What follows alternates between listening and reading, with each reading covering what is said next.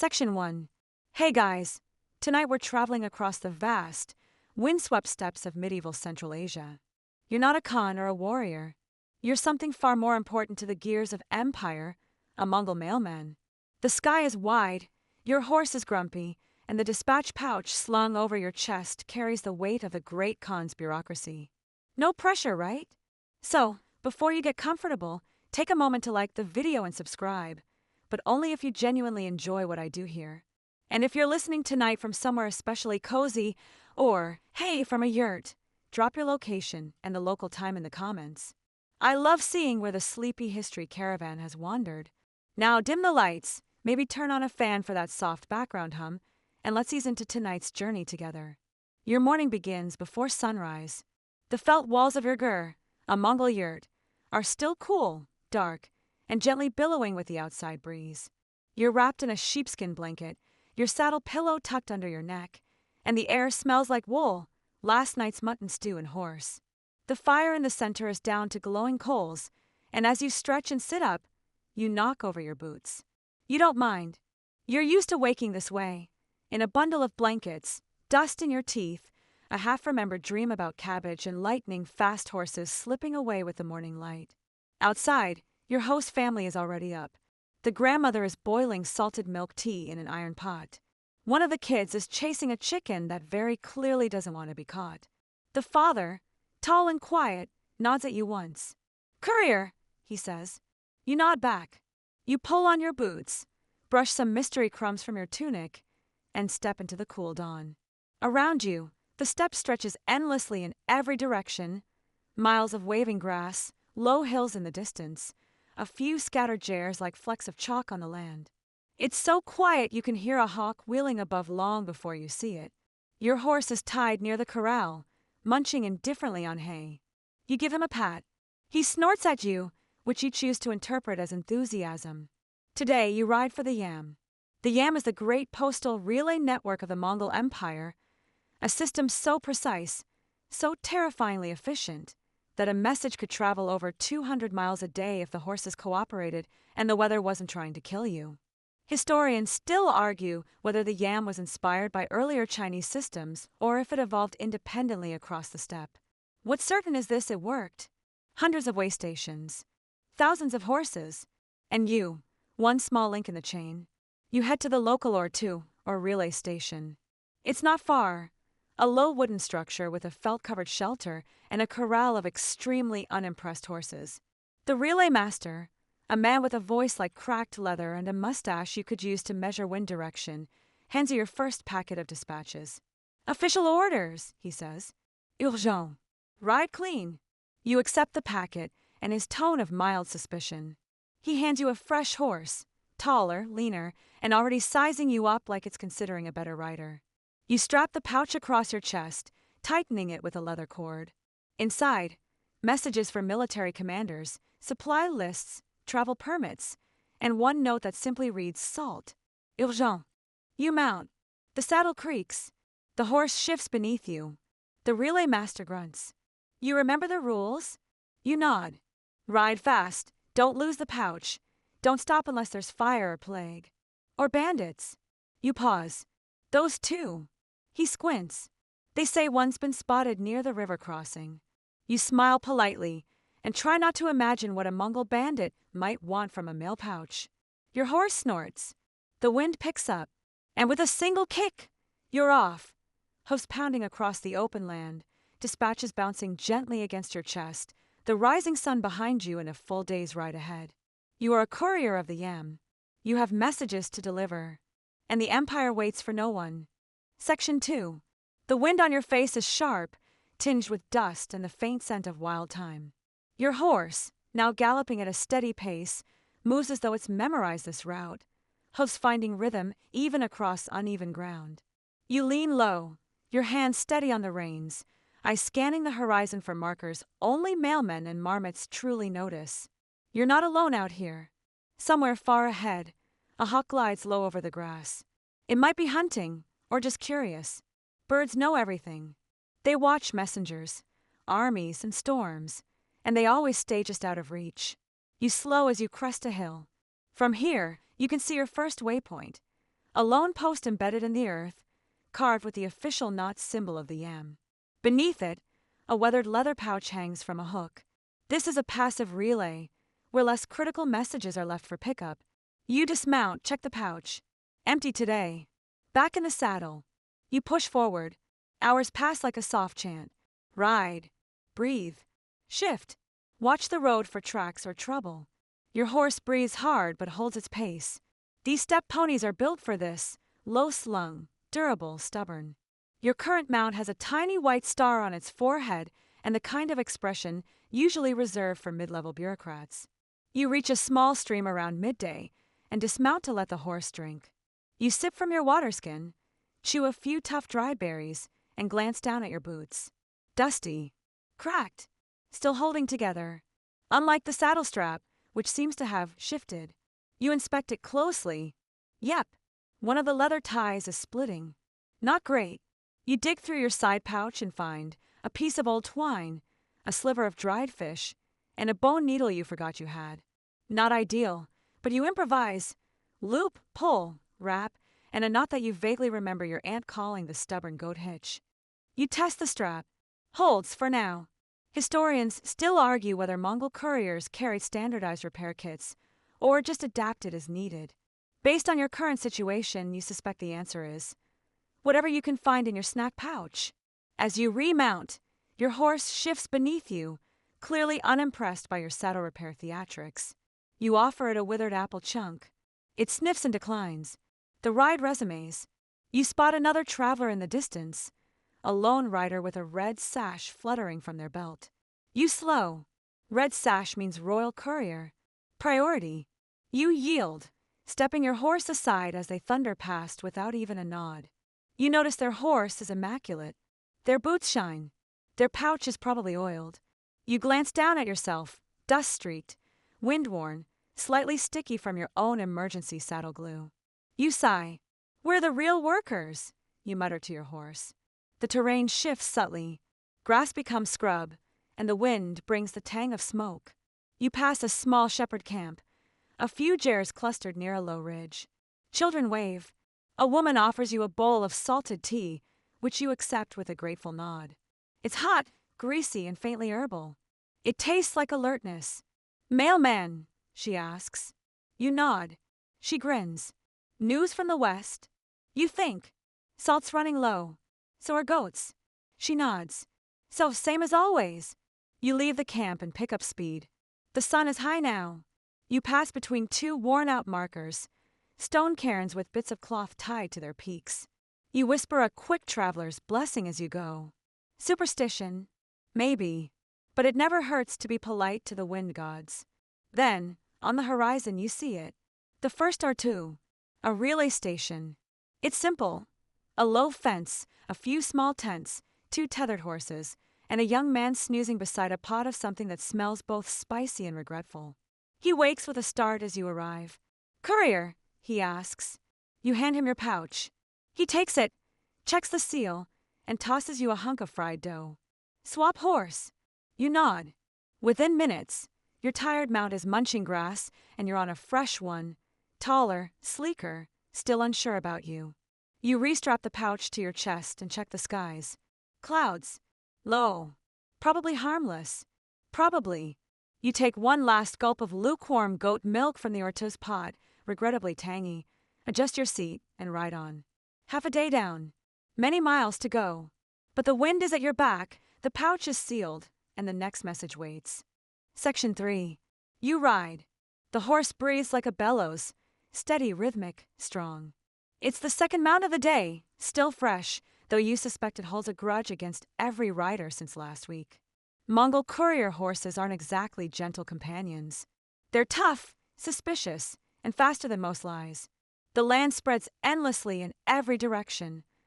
A sea of gold-tan grass flickering in the wind, with only the occasional hillock or crooked tree to interrupt the horizon. You ride a little lower in the saddle now, hands loose on the reins, feet angled just right to absorb the bounce. The rhythm of the yam is in your bones. Still, no ride is ever routine. An hour in, the saddle shifts. You feel it in the way your hips tilt. The strap, yes, the same one you fixed earlier, has declared rebellion. You slow the horse, swing down, and take a closer look. The leather tie is loose again, the twine half unwound. It's no longer a knot. It's a suggestion. You frown, squat beside the saddle, and dig through your bag for a solution. No new leather, no cord, no wait. You do have a strip of felt, a tiny bone clasp, and what might be last month's dried jerky, still sort of flexible. You engineer a solution with the desperation of someone on a deadline. Wrap the felt, thread the bone, tie off with the jerky. You give it a firm tug. It holds. Your cousin would be proud, or concerned, possibly both. Historians still debate whether couriers were trained in saddle repair or simply learned the hard way. Based on your current method, hard way seems accurate. You remount, this time a little more cautiously. The saddle squeaks, then settles. You urge the horse forward. It hesitates. You nudge. It relents. Back on track. The next landmark is a lone tree, short, squat, half dead, used by every rider as a reference point and occasional bathroom stop. You pass it at a trot, noting a piece of red string tied to one branch. A courier's signal, maybe. Or a prank. You keep riding. You pass a marmot standing tall on its mound, watching you like a tax auditor. You nod. It doesn't nod back. Around midday, you reach the edge of a shallow ravine. The usual bridge, a couple of logs and blind optimism is gone. Washed out by last week's storm, probably. You dismount, lead the horse down a narrow path, and cross slowly. At the bottom, the mud is thick and cold. Your boots squelch. The horse gives you a look that says, "If I sink, you're carrying me." You don't. You make it across, wet and slightly angrier at geology. You remount, dripping, and keep riding. By the time the sun hits its peak, you've reached a ridge of dusty rocks. You pause at the top, scan the horizon, and see your next goal, a cluster of jares beside a river bend, the second or two. You arrive just as a group of children are chasing each other around the horse posts.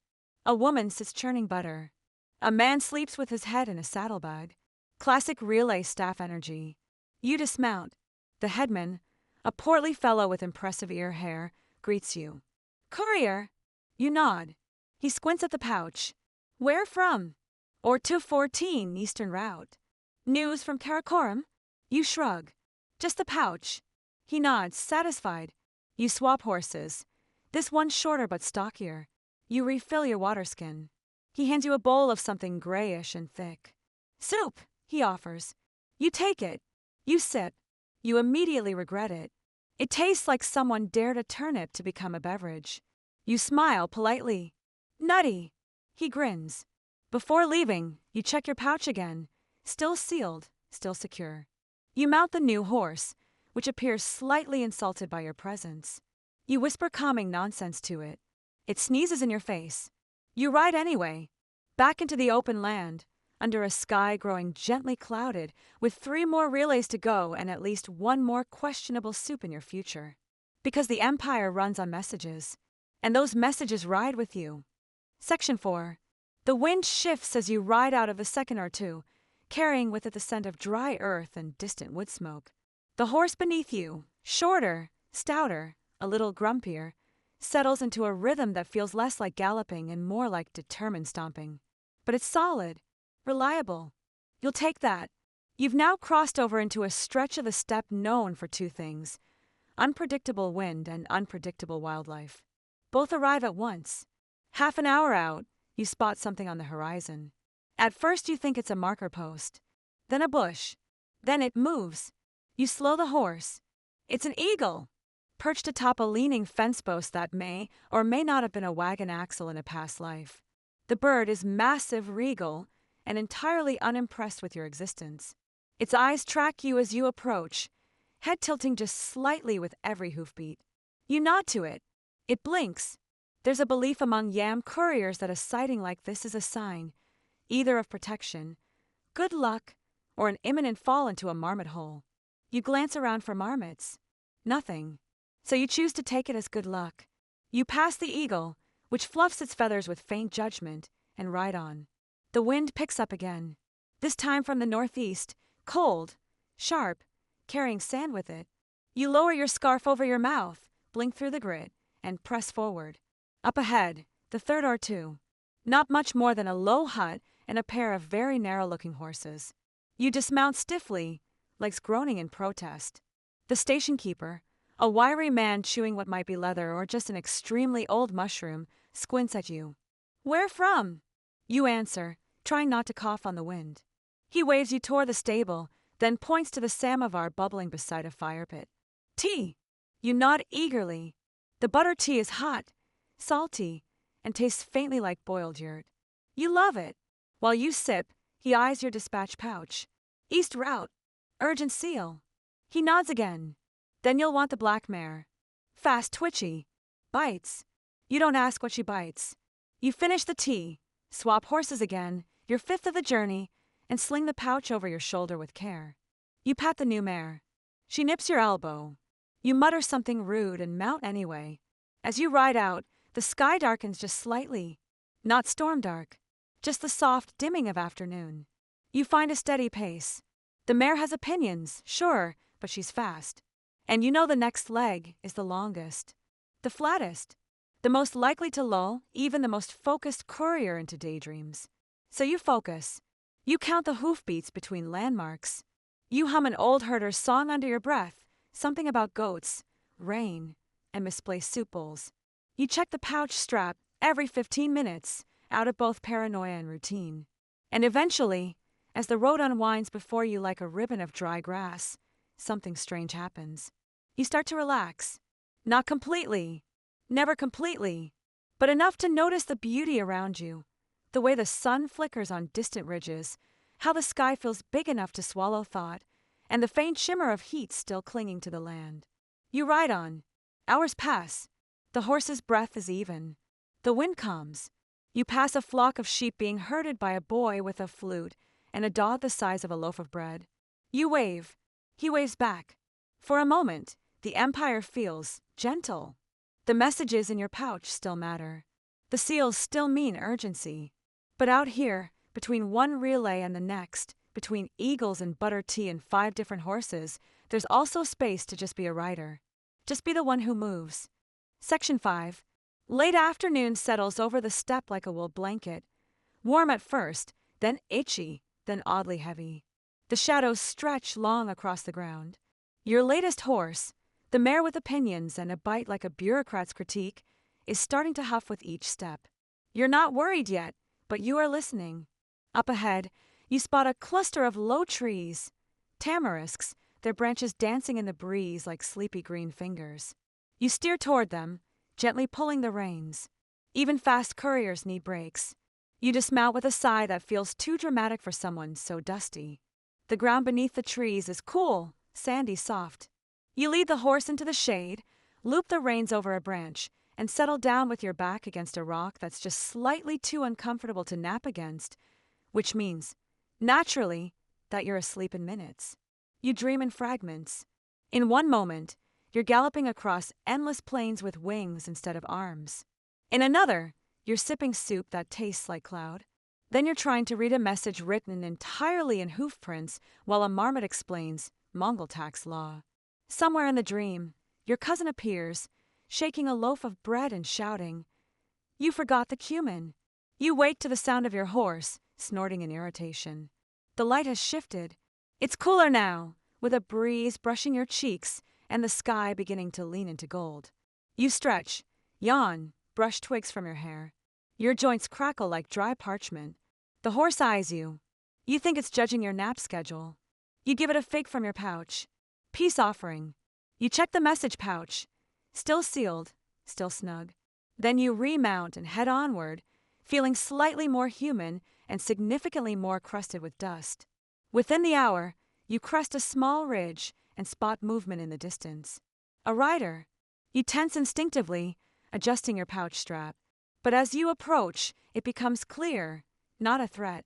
Just a herder, middle-aged, sunburnt, riding a shaggy horse and carrying a bundle of firewood. You nod as you pass. He nods back, then calls out, "East route." You raise a hand.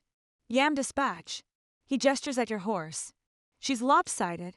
You glance down. She's emotional. He laughs. "Fair." Then He reaches into his satchel and tosses you a hard lump. You catch it on instinct. It's bread. Dense. Dry.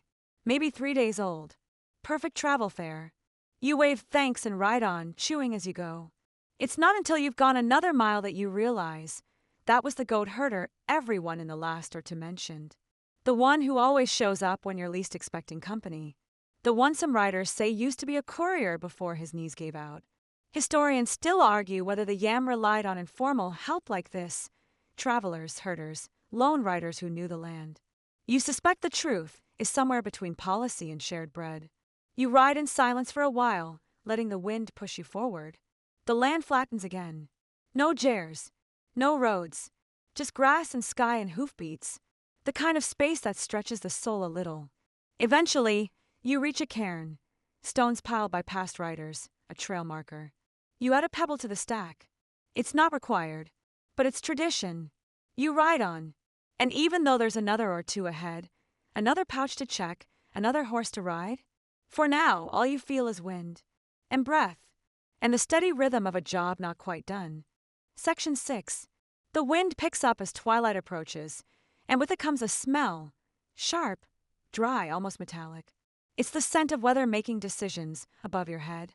You glance at the clouds gathering on the horizon. They're long, low, and not yet storm dark, but they look like they might start muttering any minute. You adjust your scarf, tug your hat down tighter, and curse softly as the wind nearly yanks it right back off. Mongolian weather has moods, and today it seems to be feeling theatrical. You lean forward in the saddle, coaxing your horse into a brisk trot. The landscape is changing again, fewer grasslands, more brush and rock. Somewhere ahead, not far now, is the next or two. You'll get tea, a warm saddle change, and ideally a windscreen. Your hat lifts again. You slap it down, muttering curses old enough to wake ancestor spirits. The wind seems delighted. It howls louder, dances around your ears, kicks up sand. Somewhere behind you, your scarf flaps like a battle flag. When you finally see the glow of a fire pit, you nearly weep with gratitude. The third or two of the day is a cozy one, nestled against a low ridge, shielded on 3 sides, with a ring of stones around the fire and 2 yurts glowing softly from within. A shaggy dog lifts its head as you approach, then decides you're not interesting enough to bark at. A young woman waves from the entry flap. "Courier!"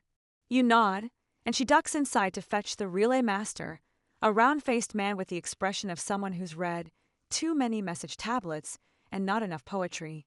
He eyes your pouch, then your face. "When got you?" You nod again, brushing sand from your teeth.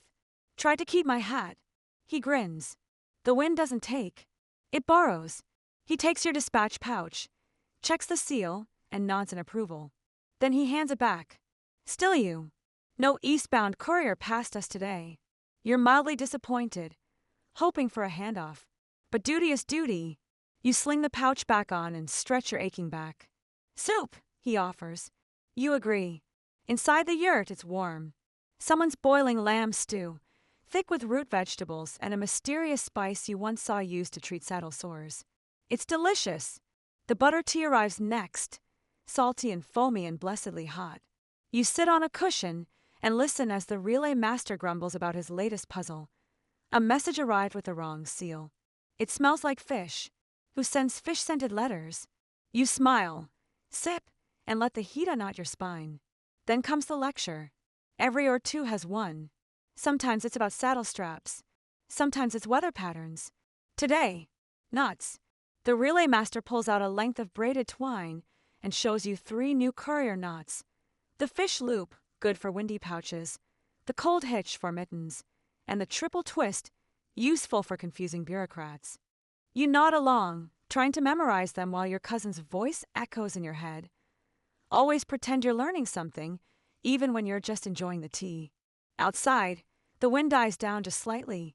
The sky has turned velvet blue, and a few stars poke through. You take one more sip of tea and rise. Time to go. The next relay isn't far, but the path cuts through rougher land, and you're not in the mood to tempt nightfall. You thank your hosts, trade your current horse for a smaller, faster one with a suspiciously alert expression, and ride back into the breeze.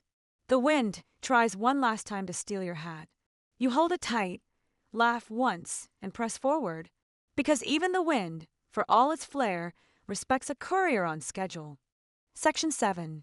The stars begin to appear, one by one, scattered like spilled millet across a deepening indigo sky. You ride beneath them, your horse clipping along a narrow path carved into the land by generations of hooves. It's a night path now, but it was once part of a caravan trail. You can almost feel the memories beneath your saddle.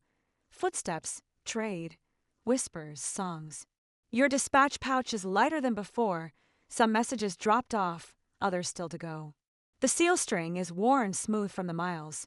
You press your hand to it briefly, a small gesture of habit more than worry. Still secure. Up ahead, the land dips and you descend into a broad basin. The wind has calmed, the silence thickening into something that feels like velvet.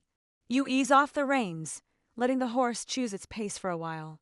She seems grateful. And then there it is, a figure just at the edge of the path. You stiffen.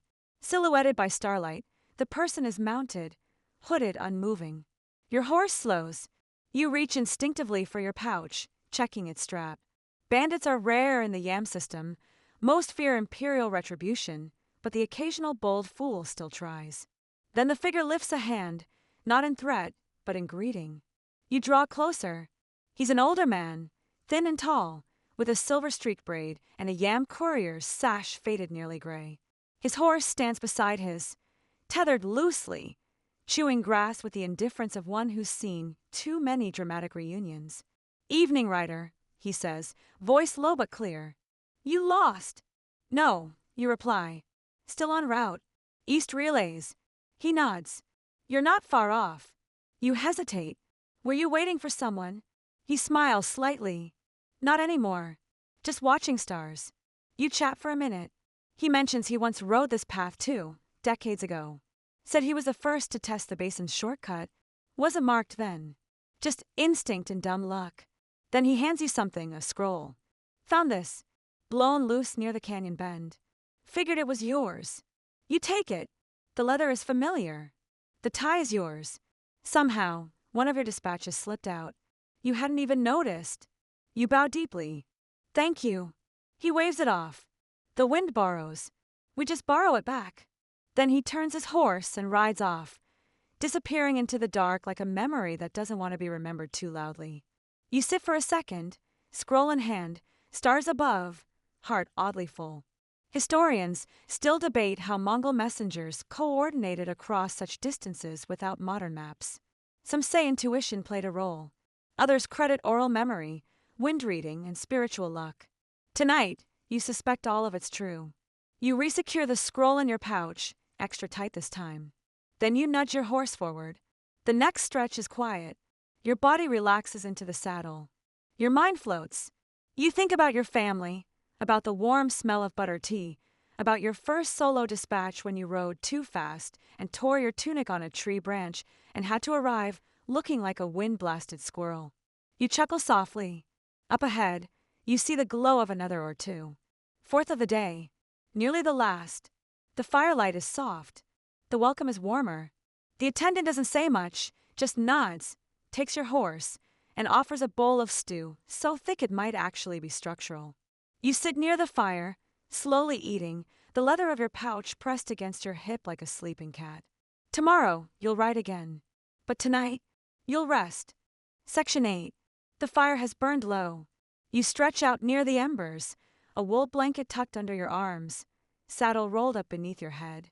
Your boots are still dusty, your tunic smells like travel, and the air outside the yurt crackles faintly with night sounds, wind nudging grass, a horse shifting weight, some far-off dog arguing with the moon.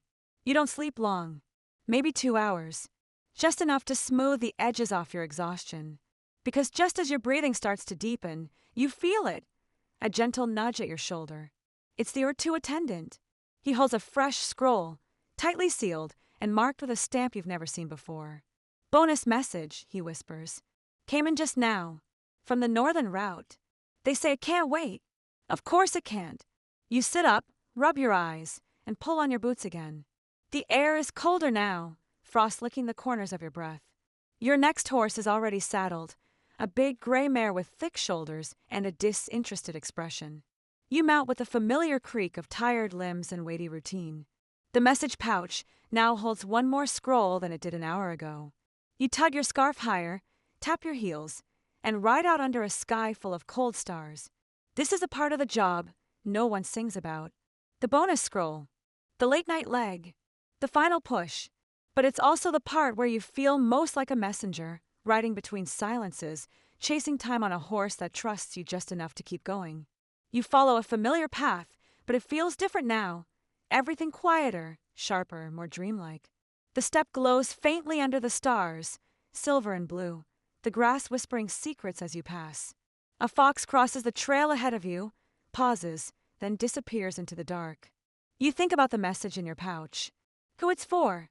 Why it matters. You'll never know. The scrolls you carry are sealed, sacred, silent. You could be holding news of war, or peace, or simply someone's request for more ink. It doesn't matter. Your job is not to read. Your job is to ride. Historians marvel at the speed of the Mongol yam, how messages moved faster than armies, how information threaded the vast empire like silk. But they rarely mention this part, the quiet, the cold, the bonus scrolls that come when your boots are already off and your dreams barely begun. You press forward. The horse's breath is a mist. Your own thoughts drift, half memory, half story. You think about the first time you rode alone, heart pounding, rain in your eyes. You remember dropping a pouch once and spending 3 hours chasing it down a hill. You think about your cousin's joke from 2 relays ago, something about goats that still makes you grin. You crest a ridge. Below, barely visible, the glow of a campfire flickers. The next drop point. You nudge your horse into a canter. The wind picks up again, gently this time, like it's urging you on. You arrive quietly. The camp is small, 2 tents, a cart, a rider already waiting. He steps forward, sees your sash, and raises a hand. You pass him the news scroll. He doesn't open it. He just tucks it away and offers you a cup of hot broth in return. You accept. Neither of you speak. Some jobs don't need words. You drink. And then you ride again, back toward the last or two, your saddle now lighter, your body floating somewhere between wakefulness and the dream you left behind earlier. The stars are fading. Dawn is near. And your job, almost done. Section 9. The sky shifts again, fading from ink black to deep sapphire. The stars begin their slow retreat behind the coming dawn, and the cold thins into something more manageable. You tug your scarf down and take a long breath. The air tastes like dry grass and wood smoke, and also a little like horse. You're almost there. The final stretch of this leg winds through a shallow valley. The terrain is rougher now, lined with riverbeds that only remember water in the spring. You guide your horse carefully, choosing paths that keep you above the worst of the frost-hardened mud. The mare moves confidently, head down, tail swishing with focused rhythm. You pat her neck. Almost home, girl. Well, not home, but close enough. A flicker of movement catches your eye.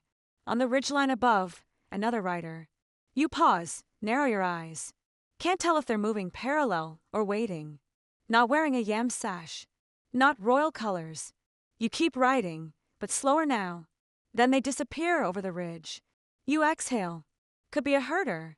Could be a scout. Probably nothing. Hopefully. It's always strange how close the invisible border lies between the safe empire and the rest of the world.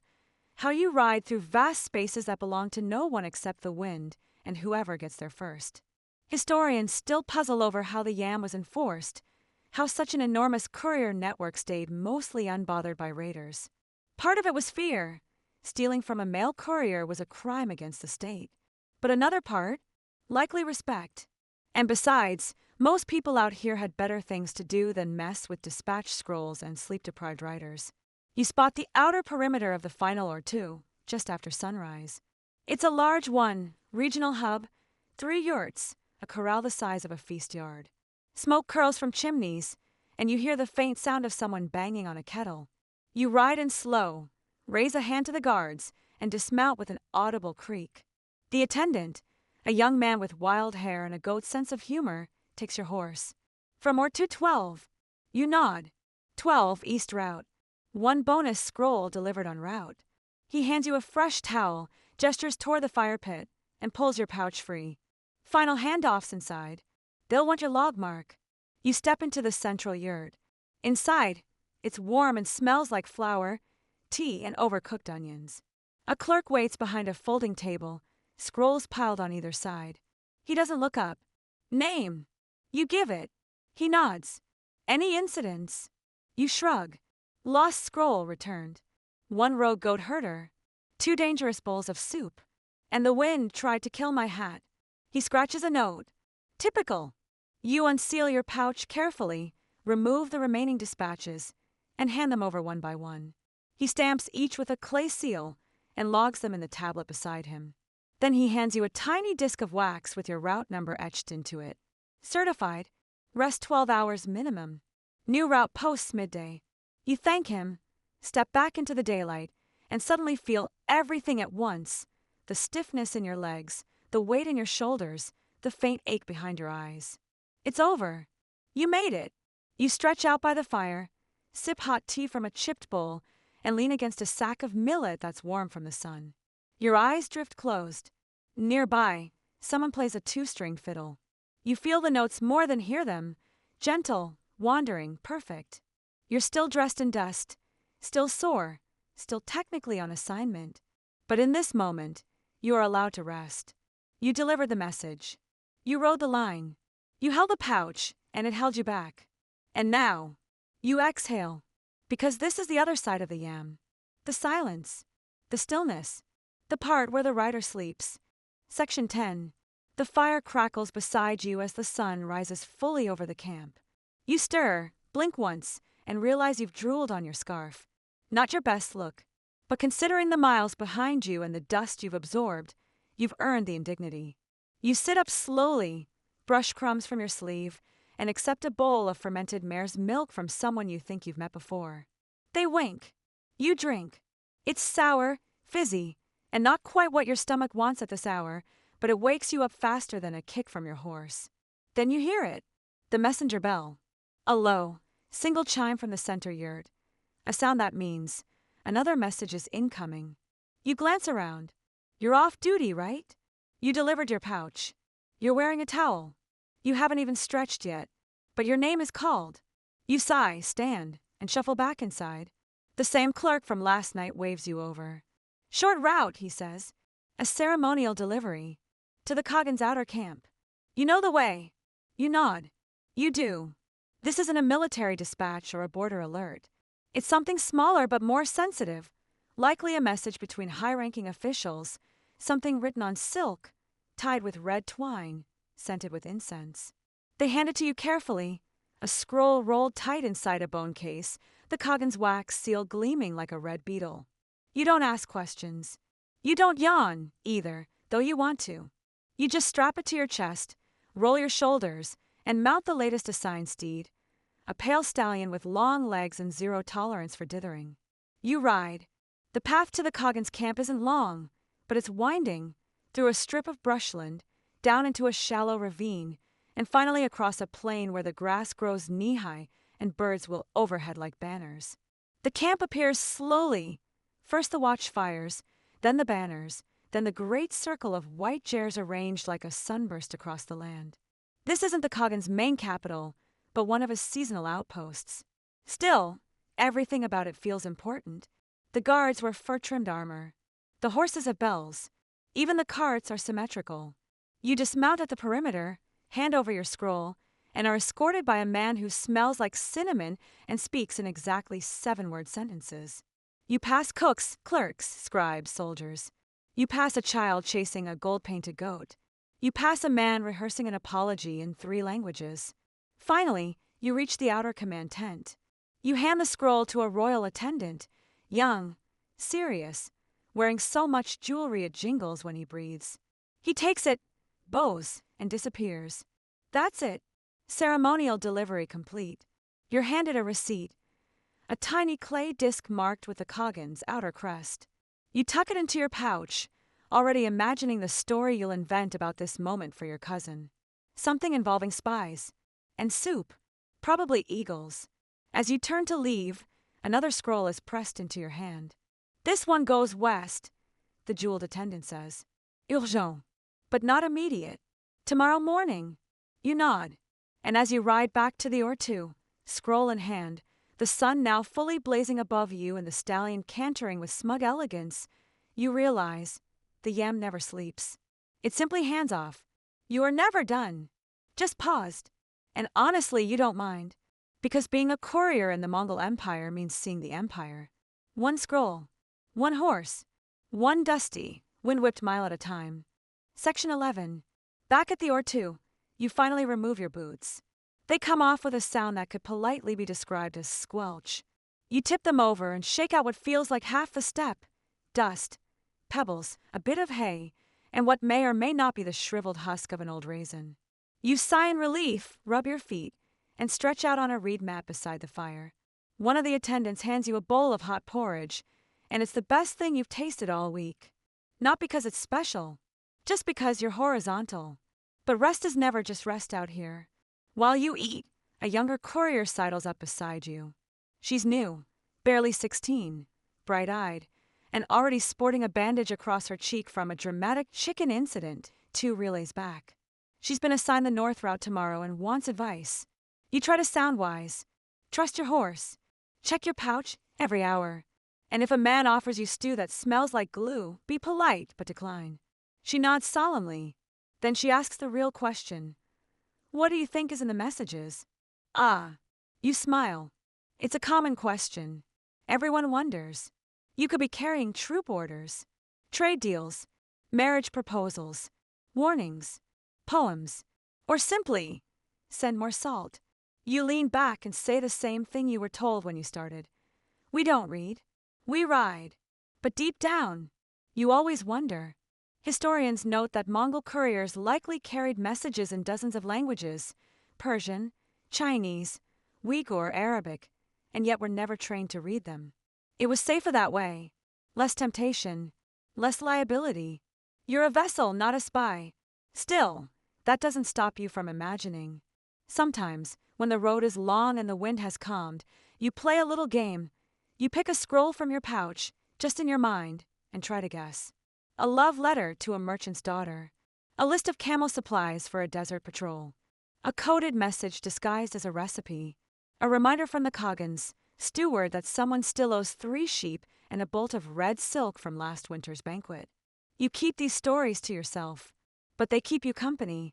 That night, after the young courier heads off to prep her gear, you sit by the fire with your feet wrapped in cloth and your heart a little softer. You've ridden many miles. You've eaten every form of dumpling. You've slept in every type of weather. But this, the quiet moment between deliveries, is where the real weight of the work lives. You check your scroll again, the one they handed you at the royal camp. The seal is intact. You don't know what it says, but you'll carry it. Across hills, through snow, past goats, gulls, and suspicious marmots. Because that's what you do. You don't read. You ride. Section 12. Dawn begins not with light, but with sound. Somewhere outside the yurt, a pot clatters. Someone sneezes. A horse snickers with early morning suspicion. You groan, pull the wool blanket tighter around your shoulders, and consider pretending to be dead. Just for an hour. But the fire's already crackling again, and the scent of bread, flat, crispy, barely warm, finds your nose. So you sit up, blink blearily at the ceiling, and accept that today is happening. Your next route takes you west, toward the river crossing. The scroll you're carrying this time is small, tightly wound, and smells faintly of cedar.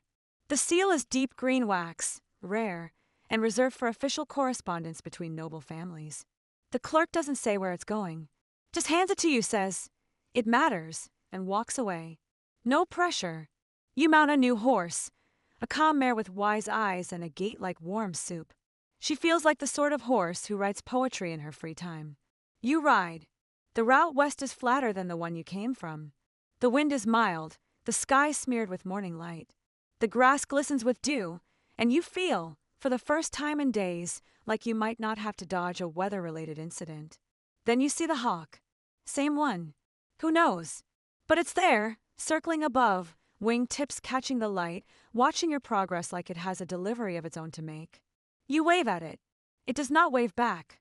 You pass herders. One shouts something about a missing sheep. Another offers you dried fruit in exchange for news. You give him the weather update. He gives you a date. It tastes like sugar and regret. Midday arrives, and with it, a rest stop by a crooked tree. You dismount, stretch, and unwrap a small packet of travel bread from your saddlebag. It's dry but edible. You eat slowly, watch your horse nibble weeds, and marvel at how quiet it is. Then something unusual happens.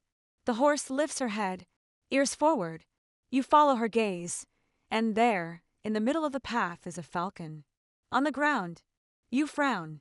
It's holding something in its beak. You approach slowly. The falcon doesn't move. Instead, it drops the object, a strip of parchment, onto the ground, stares at you once, then takes off in a burst of wings and wind. You pick it up. It's a map. Rough.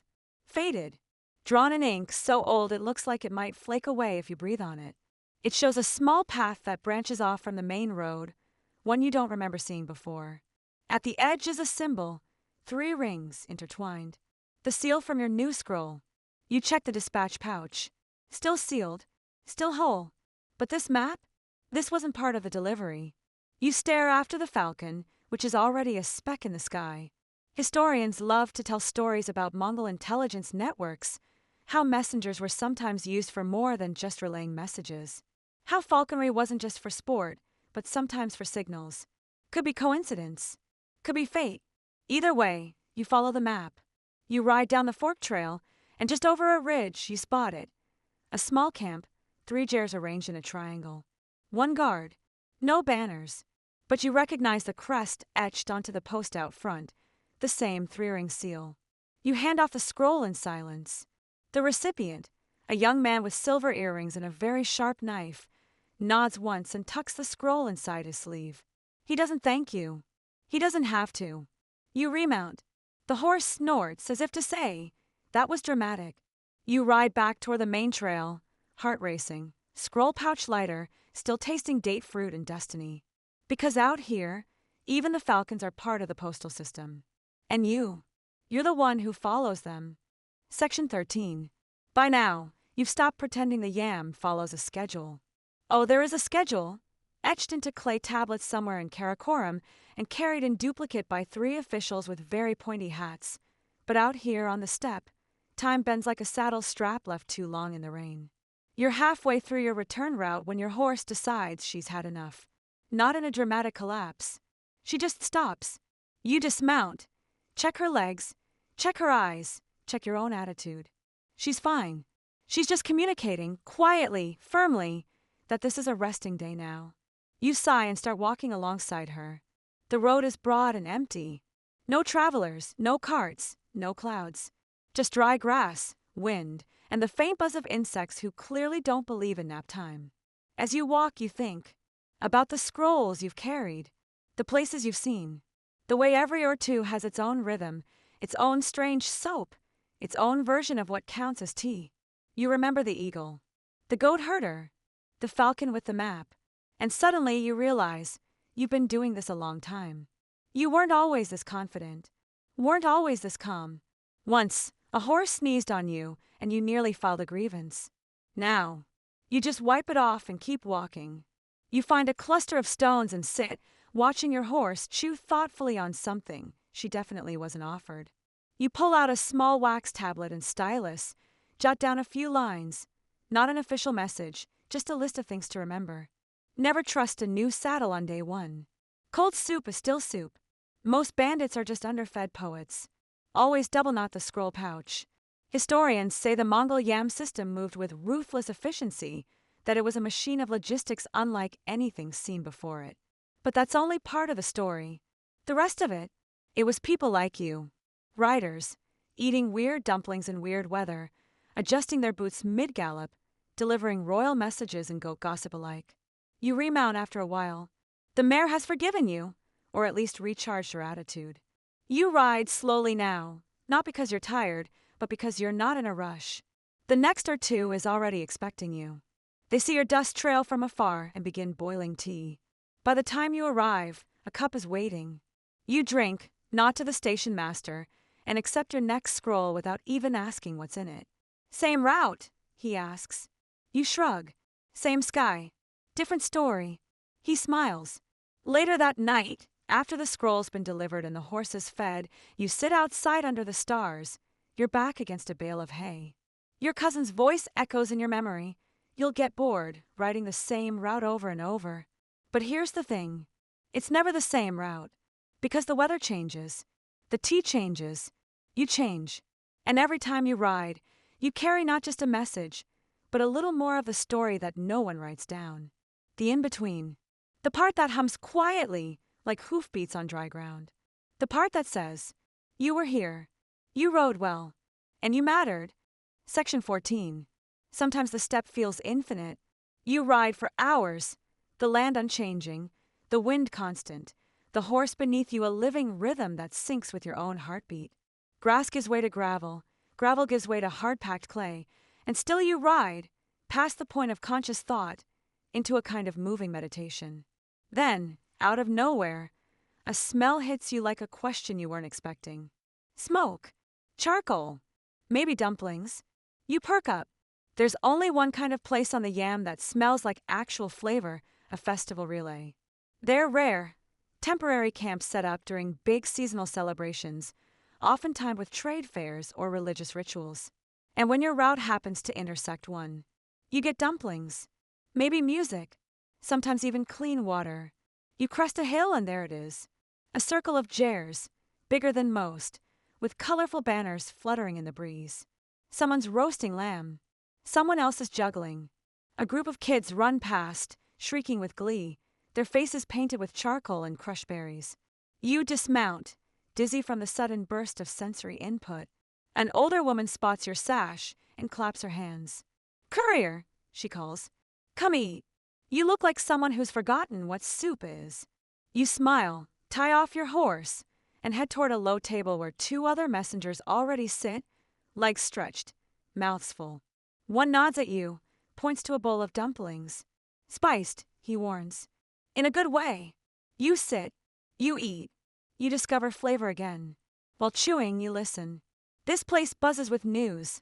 One rider just came from the southern border, where a caravan got delayed by sheep. Another talks about a message written on silk, so fine it tore in the wind. Someone else swears they saw a priest deliver a scroll using a falcon who bowed before flying off. You don't know if any of it's true, but you believe all of it. The woman who fed you returns and hands you a tiny clay token, pressed with a pattern of 3 dots and a swirl. Festival seal, she says. Proof you passed through. Some routes give bonuses for it.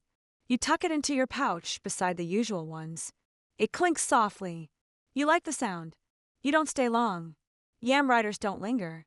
You refill your water skin, brush flour off your sleeves, and thank the hosts. One of the children insists on drawing a horse on your boot. You allow it. Then you ride. Back into the wind. Back into the rhythm. The scroll in your pouch taps softly against your chest. The horse trots with renewed energy, and your tongue still tingles from the spices. Historians often overlook the joy buried in old logistics, the tiny moments of warmth between dispatches. But here on the step, those moments matter. They remind you why you keep going, why the road isn't just duty, why the wind sings to you sometimes, and why, even when your bones ache and your scarf is crusted with old soup, you smile. Because out here, even the mail gets a holiday. Section 15.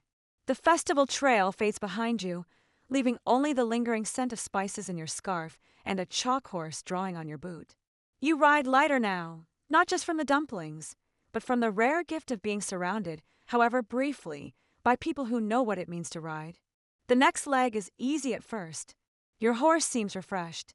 The road is firm. The wind is behaving. And then, you realize something's wrong.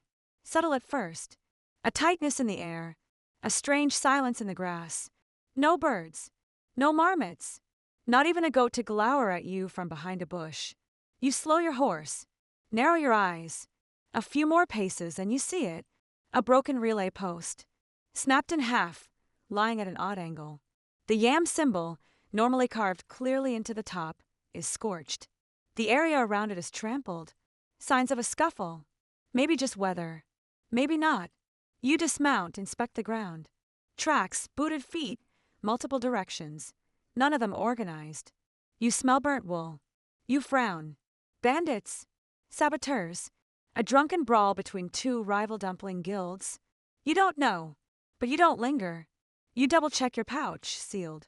You adjust your reins, and you take the long way around, following a dry creek you vaguely remember from a storm detour last season.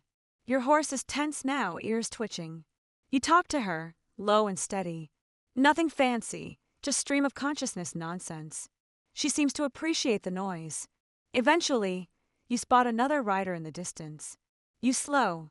He waves. You wave back. You both ride toward the same thing, the next or two. Intact. Unburned. Blessedly ordinary. Inside, the station master greets you with a frown. You saw the post. You nod. Not sure what happened. Might be someone testing routes. Might be locals angry about a grain tax. Either way, we're rerouting North Messengers until we figure it out. You offer your clay token. He stamps it. You hand off one scroll, keep the rest. As you swap horses, you hear other couriers muttering. Someone took a pouch 2 days ago. Wasn't even sealed. Just vanished. They say someone's tracking the yam. But not for the yam. You say nothing. But you remember the broken post. The silence. The fire. Historians often claim the Mongol yam system was invincible, untouchable, protected by the wrath of the Khans. But even steel can rust. Even systems can falter. And when they do, it's the riders who feel it first. Out here, there are no alarms. No warnings. Just a snapped post, a missing scroll, and a slightly too quiet stretch of road. You ride carefully after that. Not afraid. Just aware. You check your pouch more often. You keep your eyes on the ridgelines. You trust your horse more than usual. And you think, maybe for the first time, about what it would mean if the network really did fall apart. Not just the messages, but the connection, the trust, the story of riders stitching a world together, one hoofbeat at a time. You press forward, because someone has to carry the news. Someone has to keep the lines moving, even when something's out there, testing them. Section 16. You reach the high plateau just before dusk, an open, rocky stretch where the wind rushes harder, freer, like it finally escaped its chores. Your horse picks her way over the stones carefully, ears twitching at every shift in the light. This is the loneliest part of your route. Nowhere to for hours. No tents. No shepherds. No festival soup. Just sky, rock, and the occasional pile of bones that might be horse, goat, or very ambitious rabbit. You don't mind it, though. Solitude out here isn't heavy. It's elemental. You begin humming a tune your cousin made up, something about pickled onions and saddle rash, and the rhythm of it steadies you. Then, you forget what day it is. It slips away, gently. You try to count back. Was it the 6th since your departure? The 5th? Did you sleep at the river camp yesterday, or was that 2 sleeps ago? You laugh softly. Time gets weird out here. Historians note that Mongol couriers operated with remarkable punctuality, but what they don't mention is how fluid time becomes when your life is measured in horse changes and soup bowls. You remember events by taste. The ride after the spicy broth, or the morning with too sweet tea. You stop to rest near a cliffside. Below, the valley unfurls like a wool blanket tossed over old bones, green and gold and soft at the edges. You eat a strip of smoked mutton. Your horse chews cud with smug efficiency.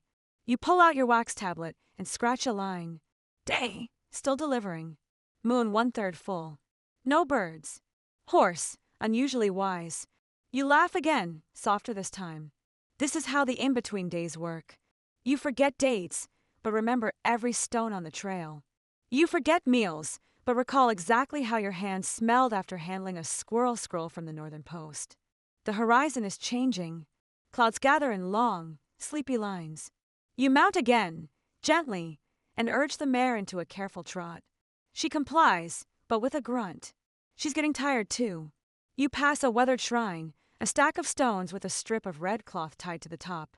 You dismount, place a pebble on the pile, and whisper a rider's blessing. Not for protection, for memory. You ride on. Eventually, and out appears ahead the faint outline of another or two. Your final one for today. Maybe. You're no longer sure what day means. You're greeted with warm silence and a cup of something vaguely mushroom-based. You drink it anyway. The keeper squints at you. Been a while since you came this far. You nod. Time's odd today. He nods back, as if that explains everything. That night, you lie under the stars again. The moon is indeed 1/3 full. The wind has calmed. Your dispatch pouch rests beside you, sealed, humming with the unread weight of empire. You close your eyes. Not to sleep, exactly. Just to pause. Because in this life, sleep isn't measured in hours. It's measured in saddle weight, wind direction, and whether or not you remember your horse's name. You don't, but she remembers yours. And that's enough. Section 17. The next morning greets you with a groan from your horse, a knot in your back, and the faint but unmistakable feeling that you've become part of your saddle.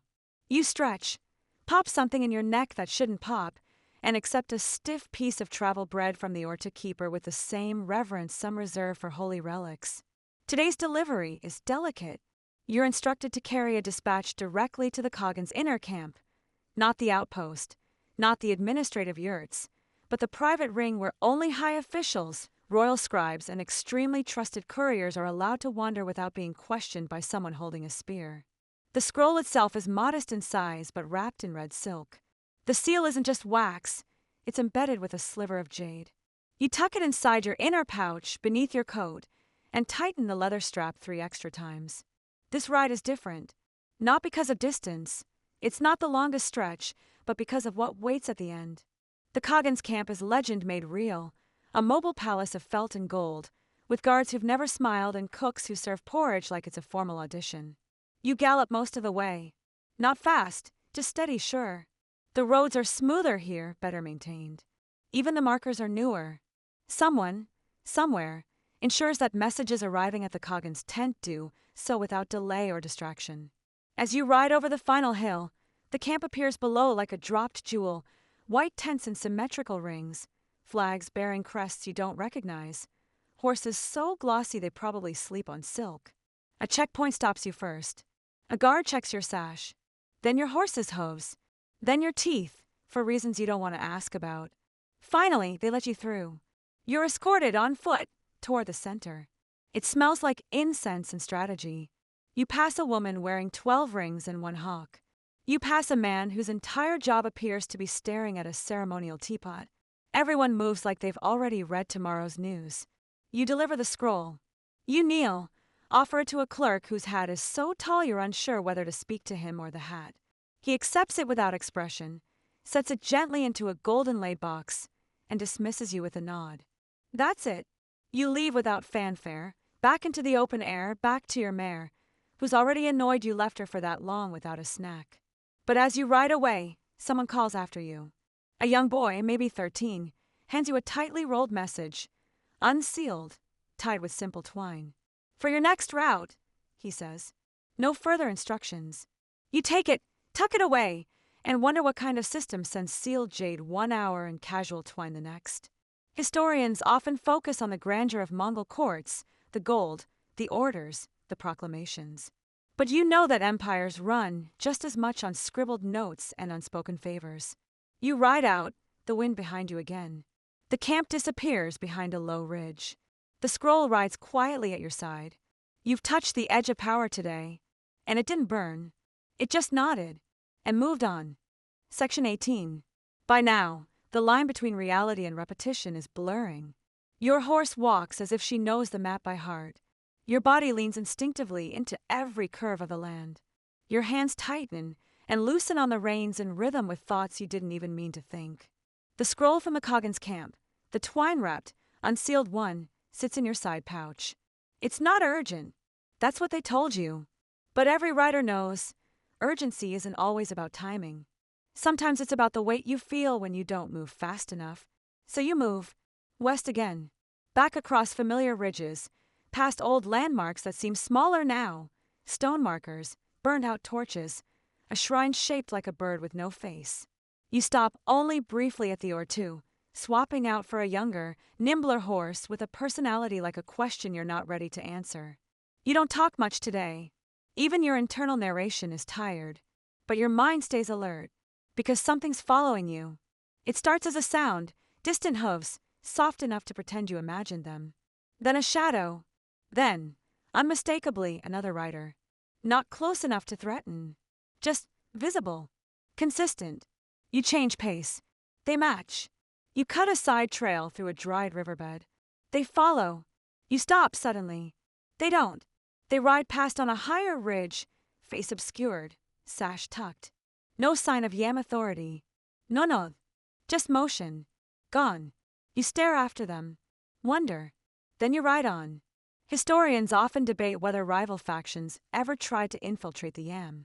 If shadow couriers move between khans and rivals, carrying private truths in public pouches, you don't have evidence, but you do have instincts. And instincts say, don't share the road unless you trust the rider.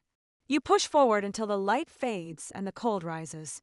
You reach a ridge just before nightfall, and below, nestled in a windbreak, is a lone tent, plain, small, unmarked. But a fire burns outside, and someone stirs a pot that smells faintly of cumin and something older than memory. You're not sure why you stop, but you do. You approach slowly. The person at the fire looks up and gestures. Not a welcome, not a warning, just acknowledgement. You sit, sip the stew when offered. It's thick, unfamiliar, delicious. No names are shared, no questions asked. But before you leave, the stranger presses something into your hand, a coin. Metal. Very old. Not local. You look up, but they're already gone inside. You ride again, the coin warm in your palm. And for the first time in days, the scroll in your pouch feels heavy. Heavier than it should. You ride through the night, stopping only to rest your horse's legs, the stars shifting above you like punctuation marks between stories. Because you don't know who that rider was, or what the stew meant, or where the scroll is going really. But you know it matters now. You ride on. Section 19. You don't stop at the next relay. You slow, not at the keeper, accept a fresh water skin and ride on. The scroll is still unsealed, still wrapped in twine, still ordinary in every visible way. But the coin from the fire stranger, cool now, tucked in your sleeve, keeps brushing against your skin like it's trying to tell you something. You ride faster than usual. Not frantic, just focused. The terrain ahead rises, low hills pocked with rock and scrub. You keep to the trail but let your horse choose the pace. She's smart, and frankly, you're running low on decision-making energy. By midday, the sun burns high and flat overhead. You ride beneath it like a shadow pretending to be a person. The wind is asleep. The world is holding its breath. Then you hear voices. Low. Serious. Ahead. You rein in your horse and dismount quietly. The land curves here, a soft bowl of grass and stone, and beyond the ridge you see them. 3 men. Off the path. Horses tethered nearby. They're holding something. Papers? Seals. One wears a sash that almost looks like a yam strip, but not quite. They don't see you. You back away slowly, remount, and circle wide. It adds an hour, maybe more. But you're not about to lose your scroll to curiosity. Historians note that not all yam routes were protected equally. Some stretches pass through contested land, where bandits, scouts, or unsanctioned watchers made a courier's job complicated. You now believe that entirely. By the time you reach the final drop point, dusk is approaching. It's not a tent, not a town, just a stone tower near a crossroads, modest, moss-covered, clearly ancient. A single guard stands out front, leaning on a spear carved with wind marks. He doesn't ask your name. He just nods and holds out his hand. You pass him the scroll. He weighs it, not just physically. He studies it like it might blink. Then he tucks it into his coat and gestures to the small stone basin nearby. For you. Inside, food. Real food. Baked bread, dried fruit, a piece of honey candy. You thank him. He doesn't answer. You eat.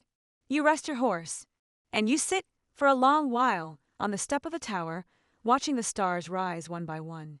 You don't ask what the scroll meant. You don't ask what it said. You never will. That's not your place. Your job was to carry it through silence. And you did. You glance down at the coin again, roll it between your fingers.